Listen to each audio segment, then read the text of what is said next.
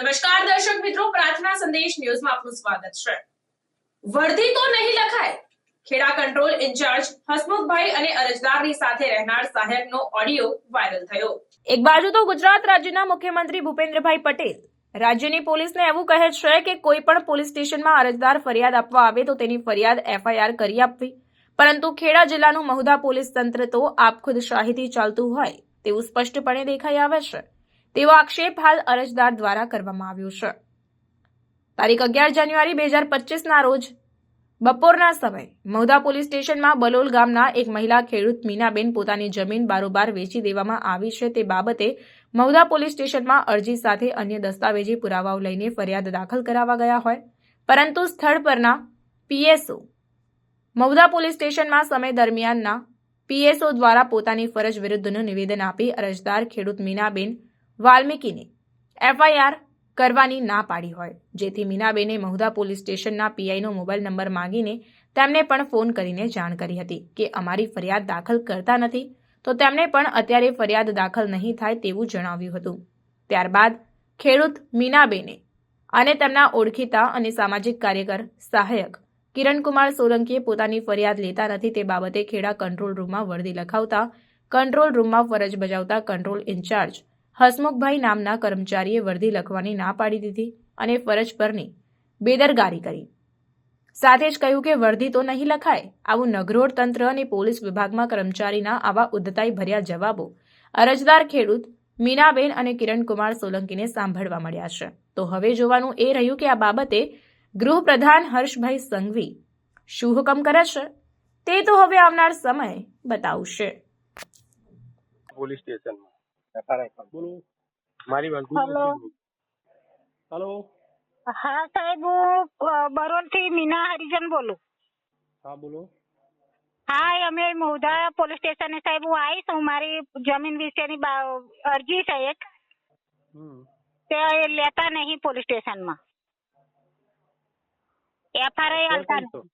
ખબર નહીં સાહેબ, હવે તો કે બોલાઈશું એવું કે છે। તમે કઈ છો એમ કહું છું? હું અહીં પોલીસ સ્ટેશનમાં જ છું। આપો જમાદારને। હા ચાલુ રાખજો। ગાડી આ બાજુ લઈ દો।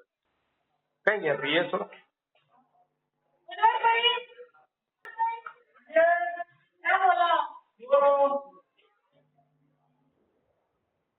લો કંટ્રોલ રૂમ માંથી છે। હા જી નમસ્કાર, PSO અનવરસિંહ બોલું। અરે અનવરભાઈ, આ બેન એવું કે છે કે મારી જમીન બાબતની કઈક અરજી છે તો લેતા નથી। અરે લઈ લીધી, રિસીવ કરી લીધી। PI સાહેબ રાઇટર જોડે વાત કરી। અરે સાહેબ આવો ફરી કન્ફર્મ થાય ને એમ। ઓકે ઓકે, એવું છે, અને અગાઉ એમની અરજી આવેલી છે ને તપાસ ચાલુ છે।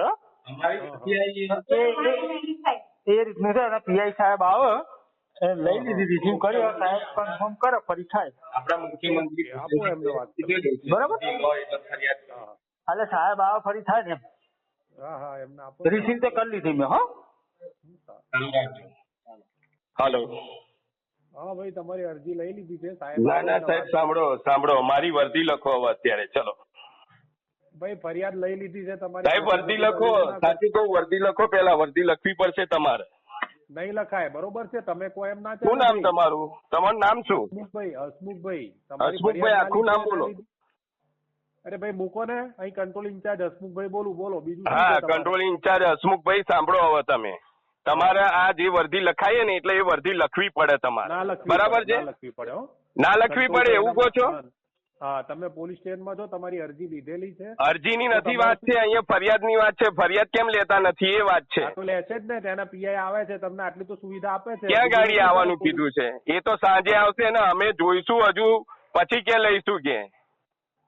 તમે કોણ બોલો છો? હું કિરણકુમાર સોલંકી, RTI એક્ટિવિસ્ટ વાત કરું છું। હા, તો બરોબર, તમને ત્યાં પેલા PSO ફરિયાદ તમારી PSO સાહેબે ખાલી અરજી એકલી લીધી છે, ફરિયાદ FIR આપતા નથી। એ તો ડાયરેક્ટ ના ફાટે ને ભાઈ, તમે જાણો તો તમારે વર્દી લખવામાં શું જાય છે? પણ તમે પોલીસ સ્ટેશન જ છો ભાઈ, તમે ઘરે નથી, કઈ મારામારી ના ના, ઘરે હોય ને વર્દી આપવી એવું પણ નથી સાહેબ, બરાબર છે? વર્દી અહીંયા ના લેતા હોય તો અમે આપી શકીએ છીએ, અમારો હક અધિકાર છે।